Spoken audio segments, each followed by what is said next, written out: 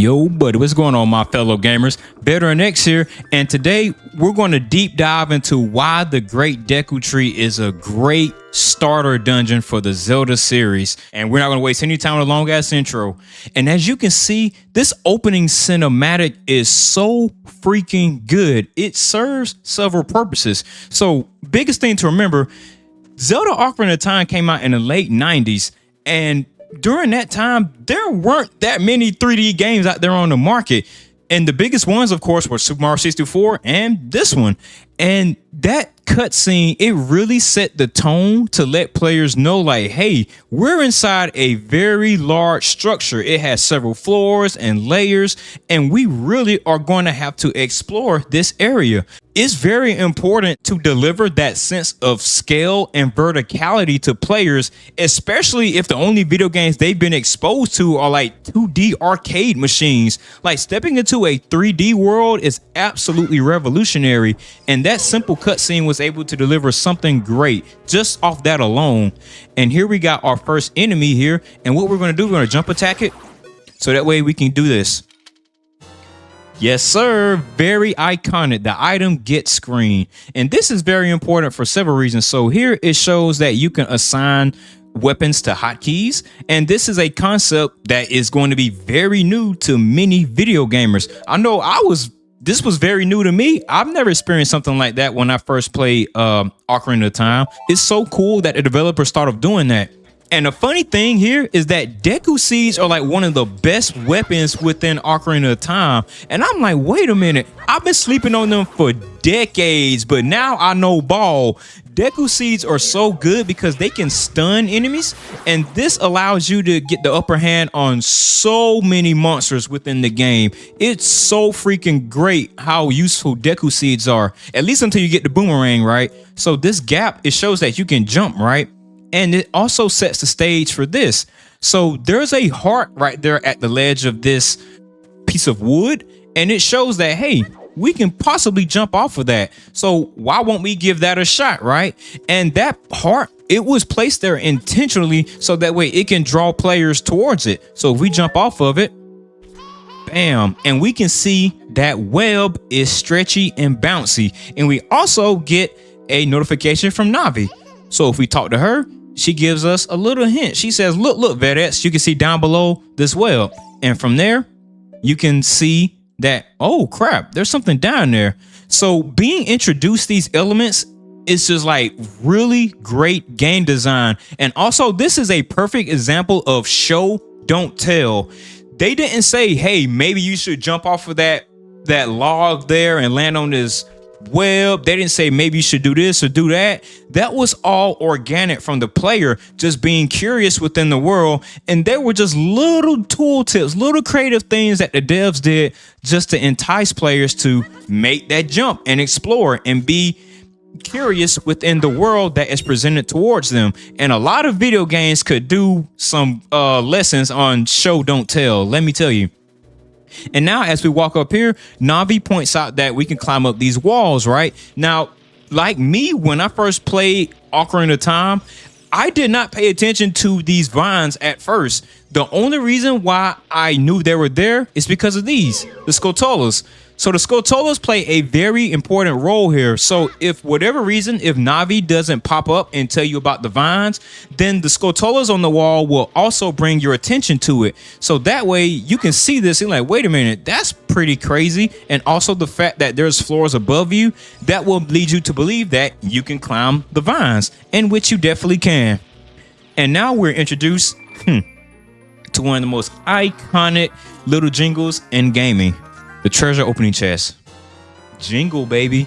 Yes, sir. And now we have a dungeon map, and it tells us how to use it, and it shows us some features of it, blue chambers, and places that we visited within it, which is awesome because if you're playing this game for the very first time, you can get lost in here. So it's definitely great to have a map that can show the entire layout of the dungeon, right? And believe you me, a younger me definitely appreciated having a map in the game. And also it gives you a tooltip here on how to open up a door, and you can see your action icon right here. That's changing. It's this blue button that's right here, which changes to open. Bam, we can go inside of it. And the thing is, it's so good that even though that this game was like one of the first of its kind, it's not really hand holding you. It's just nudging you along, and it's like, hey, this is something you could do. Maybe you should try it out. And bam, you could be good to go. And it's important because that Deku Scrub we just knocked out, he also told us how to prevent fall damage. Again, that was a very intentional choice by the developers. And here we show that we can jump. And then you can also see that, hey, some platforms may give away if you're not fast. And let's see what's in this treasure chest. Oh yeah, you already know what's in here, baby. About to get that fairy slingshot. Get that blicky on them, baby. And of course, it says you can assign it to different hotkeys. And it also says that you can aim while holding this weapon, which is very cool because I know when I first played this game, I didn't know that you could aim it by holding the button down, but the game tells you that. And also when you're trying to escape out of here, there's a few things that help guide players. So for one, you have Navi, right? She's drawing attention over there and she turned green on a ladder. And if you Z target and speak to Navi, she says this, look, something is hanging up there. It looks like an old ladder. And that's it. She doesn't say anything else about it. She just says, hey, look at this thing right here. Looks kind of suspicious. Not going to tell you what to do, though. And with this, if you're very curious within the game, you'll just eventually start shooting at it. And bam, you now know that you have a ranged projectile attack. And for my eagle-eye viewers, if you look over here, you can see that there is a secret vine up here. Yes, sir. And we can get a chest. Let's see what we got. A nice heart. Yes, sir. Hey, I'm telling you, man, you learn something new every day about this game. Now, a really good feature that was incorporated in this room is this grass. But the thing is, the grass grows back and it drops Deku seeds, which means we can get more ammo in case someone runs out of it. And that way you don't have to get soft lock inside of this area. Because I can imagine that there were a bunch of like younger kids and maybe even teenagers that were playing this and they didn't know what to do. They maybe used up all of their ammo, but thankfully that grass is here. So that way you can not get locked in this area. You can always get you some ammo. And that is a very nice design choice that is within this game. And then we're going to proceed through this door. And now we can come back to the Skulltulas. And here we introduce with range combat. And yeah, as long as you are able to hit your shots, you will be knocking out these bad boys. No problem at all, baby. Get them out of here. Get them out the game, coach. And now you can safely traverse up the vines and you'll be good to go. Also, a little quick secret that you guys can do. You may not have known this, but if you aim here, you can shoot the Skulltulas without having to worry about them. So that way you can go that way and don't have to worry about him spinning around. You can take him out from a distance. You know, just one of those little cool things you can do here.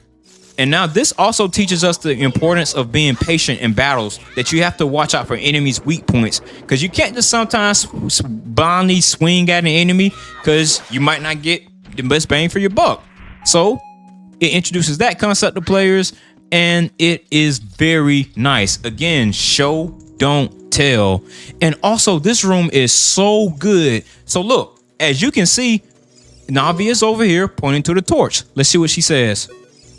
It looks like that torch was burned not too long ago. Well, guess what? Well, through the power of hindsight, we know that we have to use Deku sticks to bring that fire to the torch. But guess what? I don't have any Deku sticks. But thankfully, the developers thought about that. So if we jump down here, we see a Deku Bobble, right? So if we stun it and then we kill it here, bam, guess what? We got Deku sticks, baby. Yes, sir. And then up on that platform, there's another Deku Bobble. That one grows infinitely. So that way, even if you were to kill that Deku Bobble down there and you didn't get a Deku stick or you ran out or for whatever reason, you still can make sure that you can get through this area. And first, we're going to light this torch. And this is very important to teach players early in the game that you can take fire and bring it over here to any other areas, because the physics-based engine in this game is very important and it plays a very crucial key in many of the puzzles within Zelda Ocarina of Time. And as you can see, we just had some physics right there, just jumping from one platform to another so we can get our next item, baby. And I'm going to take a sip of water, always stay hydrated. And now we got the compass, and immediately we can see that there's a treasure chest here on our map if we look in the bottom right corner. And here's that Deku Bob I was talking about, the one that can grow infinitely and give you sticks. And now let's take out this big bad spider. Be patient, turn around, jump attack. There we go. And that's something that I didn't really know when I was younger, when I first played Ocarina of Time, that the jump attack is actually stronger than your regular attack. It took me like a few play sessions before I realized that. And now that, you know, I know ball, right? I use the jump attack so many times. Like, for example, right here on this gold Skulltula, instead of taking 2 hits to knock him out, we just get 1 jump attack. Easy money, baby. And this is also very important because now we got our first gold Skulltula token. And that's it. The game doesn't tell you anything about the tokens at all. And if you open up the menu here and you hover over the tokens, there's no tooltips here either. There's nothing here. There's nothing that tells the player what that is for. And you got to keep in mind, when this game came out, the internet, it wasn't as widespread as it is today, right? There wasn't no TikTok. There weren't Instagram reels or anything like that. So all you knew about this game was strictly from word of mouth or from like a Nintendo Power magazine. And it's like, okay, so what do I do with these tokens? Why are they important? Why are they here in this dungeon? And it was good that Nintendo introduced that earlier within the dungeon. And also the fact that they have sound cues. And now if we jump far, we can finally break through. And I'll show you what I mean. The gold Skulltulas, they have sound cues, which is very, very important. So that way you can find these collectibles all throughout the world, right? And me growing up, I didn't really appreciate that until, you know, I knew a thing or two about game design and things of that nature. I'm like, that is so freaking cool, because otherwise you're just gonna be lost in the dark on like where in the heck these things are. But providing that auditory cue allows players to like, okay, let me use my senses and see if I can try to find like what those gold Skulltulas are. And also the pure fact that now we're about to get our 3rd token, that reinforces the fact that, hey, these things might be important. I don't know what they're used for yet, but since I got a bunch of them, I might need to keep that in the back of my mind, right? And here we have another switch, which was introduced to us earlier. And we have a few things back here. We have a treasure chest. Yes, sir. And get a free heart. And then, of course, we have another torch. And this concept of transferring fire from one place to another by using a Deku stick was presented to us earlier in the game. And now all we got to do is take it to the web and we can destroy it. And also that torch over here lighting on fire, destroying that web, that was also another perfect example of show, don't tell. So that way players can know that, hey, you can burn spider webs within the game. It doesn't tell you, it shows you literally this is what you can do, which is awesome. All right, please forgive me, master. I'll never do it again. If you spare me, I'll teach you something cool. Okay, and thanks for calling me master. Like, what the heck? You will never beat my brothers up ahead unless you punish them in the proper order. The order is 2, 3, 1. And this is really cool because if you don't remember this, like, hey, you're gonna be doing that puzzle for a while. Do you think I'm a traitor? Well, you kind of sold out your brothers so you can save your own skin. So, yeah, a little bit. You might just be a traitor. Oh, and here, so you can't go through these bars, right? But you see that big ass eye that's just sitting up there. So like maybe I could use a projectile, right? And bam, there we go. It introduces the concept of ranged attacks activating switches. Ooh, and this is another nice room. So here you get to interact with some of the underwater mechanics. Now, it is very important that we break down like what's going on here. You can see that platform is moving back and forth and you can't climb on it. It's up too high. So what you have to do, of course, is use a switch, which the game teaches you to do, right? And then Navi gave you the tip about diving underwater, which causes the water level to go down. And now we can safely jump on this platform while avoiding these spikes.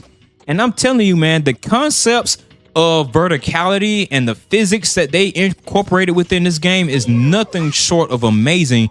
And this game was released in the late 90s, bro. Like, this game and Super Mario 64, like, they really set the golden standards of like video games, and they pushed the industry forward. Now, when I was younger, when I was here at this area, I'm not gonna lie, I was kind of lost. I was like, what the heck do I need to do? But Navi pops up and she gives you a tooltip that you can push this block. Now, what confused me when I was younger is that I would press up on the analog stick and I would press A, and I kept climbing on it. And I was like, wait a minute, why do I keep climbing on it? I'm trying to grab it. It wasn't until like I slowed down and I accidentally just stopped and I saw grab on the action button, and I was like, oh, so that's how you do it. Now, of course, that seems like something that's obvious right now, but growing up playing this game, like, this is all brand new. Like what the heck? What do I do in this game? All right, we're gonna let him come back down so we can get the Deku nut. There we go. Give me that. Yes, sir. All right, and we're gonna light these torches since that concept was introduced to us earlier. Oh, look at that. We got another enemy, baby. Jump attack. Man, I'm telling you, that jump attack is so freaking clutch. And once you get used to using it, it's awesome. Now these things scared me, but thankfully, those Deku nuts are awesome. It holds them in place. You don't have to worry about trying to chase them down or timing their attacks. Just stun them with a Deku nut, and bam, that's it. They're done for, baby. Or you could just time your attack and use a regular jump attack. Just wait. Either or, whichever one you want to do, that's on you. And we want to get a heart. Thank you. And we got another Deku stick. Here, they show us our first bombable wall. And when you attack it, you can hear that it makes a certain sound. And you can clearly see that that wall is different from the rest of them. And the fact that they was hidden behind a web, it means that, like, hey, something is back here. Now, I will fully admit, when I first played Ocarina of Time, I totally forgot about this bombable wall. It wasn't until like many playthroughs of the game that I actually remember that, wait a minute, I can actually come back here and blow up that wall. So if you're out there in the comments and if you remember to come back and blow up that wall on your first playthrough, please let me know. I need this for science, because you are a G if you remember to come back here after you got the bombs. That is absolutely incredible. We got some more Deku Bobbas to take care of. Yeah, buddy. Get out of here. Get out my face. Yeah, that's exactly what I wanted. Some more of those Deku nuts there. And we're going to push down this block since that was introduced to us. And the comment for this video, the comment of the day for this video is, what Zelda game is your favorite, right? So what Zelda game out of all of them is your favorite? I have a few favorite Zelda games. I don't know if I have a number one per se, but I do have like a top 5. So I have a top 5 favorite Zelda games, and I'm going to say them in no particular order. So we got Link to the Past, and we have Zelda Ocarina of Time. We got Majora's Mask, Twilight Princess, and Wind Waker. Those are my favorite Zelda games in no particular order, right? And I might speak on what my favorite one is, like maybe in a subsequent video or something like that. All right, and now we take out this Deku Scrub right here. So yeah, just drop in the comments which Zelda game is your favorite and why. What makes you so fond of that Zelda game, and what are some fond memories you have with it? And this is fun because this Deku Scrub also gives you a hint about defeating Queen Goma. You got to attack her while she's stunned. And he apologizes for being a nuisance. I appreciate that. And he leaves us a heart. And it's time to take on the boss, baby. And this was so cool when I was growing up as a kid playing this. Like, it's so freaking spooky. Like, it's dark in here. You see the fog on the ground. It like really sets the tone. Like, wait a minute, there's some crap going on in here. And then you hear Queen Goma and that spooky glowing eye. Bruh, they knocked out the set design with this. Like, it was absolutely insane.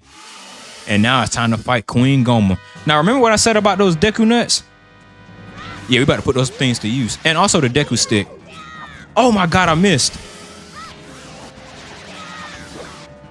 There we go. Go on up there. You can run. So the Deku sticks, they provide a slight, I think they provide a little bit more damage than the Kokiri sword. All right. Attack the eye. All right. And jump attack. Go back. Jump attack. Go back. Jump attack. Yes, sir. And that's how it's done, my boys. And and I will admit, the first time I fought Queen Goma, it took me like 5 to 10 minutes. I was like trying to manually aim my slingshot and aim at the eye at the right moment. She was dropping eggs on me and her little babies were hatching and spawning. It was a mess. Oh my goodness. But I'm telling you, now that I know about the jump attack, I know game, baby. Do a lot of damage, trust me. And we get our first heart container. The game shows you that you can increase your life. And we go through the light and we get teleported, baby. And here we go. We got our first spiritual stone, baby. And if you go check it out in the inventory, you can see that it filled in one of the blank spots within the quest status. So this little menu is so freaking good. It's a beautiful way to show like your progress within the game. And I didn't really appreciate that until I started diving like more into like, you know, good UI design and good game mechanics. And this is so freaking cool, like how it shows you like, yeah, this is what you've been doing within the game, right? And still, after all these years, every time I leave the menu, I always save the game. I don't know, it's a force of habit that I still haven't broken out of. And it's funny that even though it's almost been 3 decades, I still have that same habit. That's so freaking cool, man. Oh, and also I like to give a huge ass shout out to my first channel member, Bright Soldier. I truly appreciate the support, King. And if you want cool ass shout outs just like this one, then hit the link in the pinned comment and description to become a member today.